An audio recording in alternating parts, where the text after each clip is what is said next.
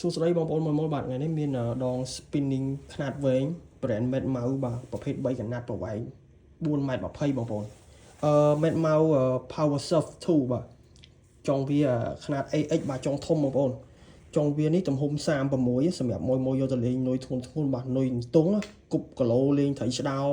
ដៀបឆ្ដោធំគីឡូហើយកវលត្រេះ Fuji សិតតែខ្នាតL ហើយបាទបំងធំល្អឃើញទេចុងវាកវលធំល្អបងប្អូនខ្នាត4.20 3កណាត់បងប្អូនសាច់ស្អាតមែនទែនមកសាច់ផ្លេកចាំងផ្លេកស្អាតបាទកវលត្រេះ Fuji 3កណាត់បងប្អូន3កណាត់ brand Med Mouse បាទគុណភាពល្អសាច់កបោន46តេបងប្អូននេះ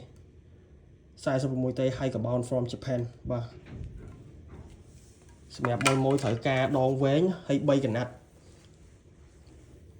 ជើងម៉ាស៊ីន Fuji បងប្អូនប្រភេទជើងម៉ាស៊ីនខ្ទាស់ចឹងណាបាទជើងម៉ាស៊ីនខ្ទាស់យើងលើកវាឡើងមកហើយយើងហូតវាចូលឡើងបាទប្រភេទ Fuji កវល Fuji ជើងម៉ាស៊ីន Fuji មកទៀតបាទស្អាតមែនតើហើយសម្រាប់ប្រវែងពីគល់វាមាន grip ឲ្យពីនេះមកស្រាប់ស្អាតអានេះមានស្រោប plastic គល់ឲ្យពីនេះមកស្រាប់បាទពីគល់វាមកដល់ជើងម៉ាស៊ីនកវលនេះ82 cm 8ទឹកបាទបច្ចៈ8ទឹកបងប្អូនពីគល់មកដល់ហើយជើងម៉ាស៊ីន8ទឹកបាទ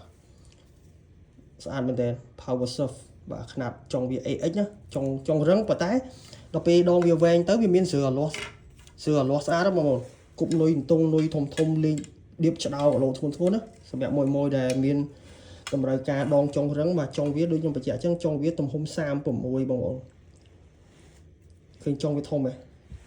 ហើយអានេះខ្ញុំទៅយកមកលើកដំបូងលើកទី1ទេណាហើយអត់មានអត់ច្រើនទេខ្ញុំយកមកមើលតែពីដើមទេហើយតម្លៃអែមមែនតើបងប្អូនសម្រាប់តម្លៃខ្ញុំធានាតម្លៃឲ្យអែមតម្លៃវាអត់ខុសគ្នាពីពួក Med Mouse